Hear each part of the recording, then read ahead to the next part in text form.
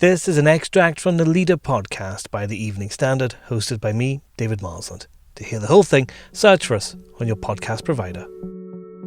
Speaking exclusively to the Evening Standard, Rishi Sunak issued an appeal to millions of Londoners to do our bit and revive the capital's economy. The Chancellor is urging more people to return to offices or other workplaces and head out to restaurants, pubs and bars, as well as get back into shops. Our editorial column agrees.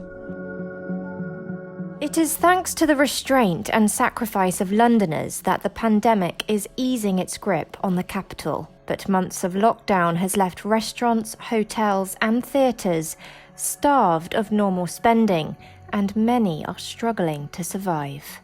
It is welcome then that the Chancellor Rishi Sunak has said we need to start driving London's powerhouse economy forward. The urgency cannot be overstated.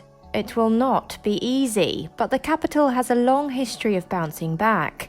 Someday the centre will be bustling again. We should make that happen sooner rather than later. Our Deputy Political Editor, Nicholas Cecil, is with me now. Nicholas, the Chancellor has spoken to the Standard just as the UK heads into a recession. This is an appeal with urgency, isn't it?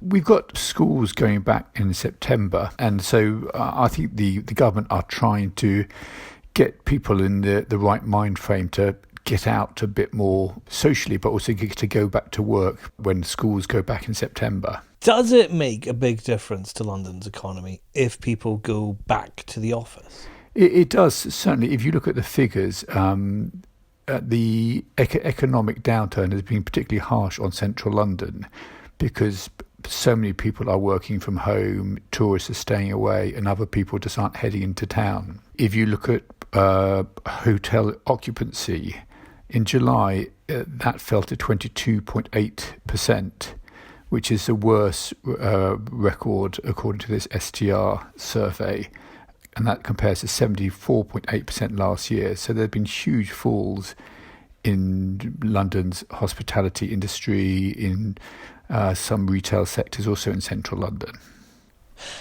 Some of the language that Rishi Sunak's using in the paper today almost makes it sound like a patriotic duty. He's talking about thanking people for their patience and spirit and sacrifice, and how London's shown typical resilience. Yes, well, certainly London was very hard hit by the first wave of coronavirus.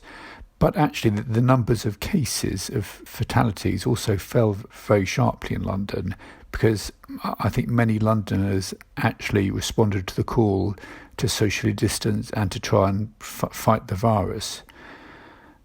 But the lockdown also caused huge economic harm, and what the government are trying to do here is to try and revive London's powerhouse economy, get it going again, but at the same time not allow the virus to come back and to surge again in the capital. Yeah, and that's also something that's clearly on Rishi Sunak's mind, because he's talking about people still being alert to coronavirus as they come back. We should go back to the office, but we still need to take care. Yes, well, that's certainly one of the problems in London, is that so many people use public transport to get to work or to go out socially or to go and see friends. What the government have been advising, for example, Schools Minister Nick Gibb has been urging pupils, parents and teachers to consider if they can get to school or get their children to school by some other form of transport rather than using the bus, the tube, trains. So, for example, if the school is a few bus stops away from where someone lives, parents and pupils are being advised, can that journey be made by walking or cycling rather than jumping on a bus, given that some people will have to take that bus. Therefore, those who can avoid it are being encouraged to do so. This does seem to be the problem for the government, though. The advice they gave at the beginning of the pandemic has been, as some people have said, too successful, and getting people back out of the houses is the bigger problem. That is a challenge. Ministers are certainly hoping that people will have a change of mind.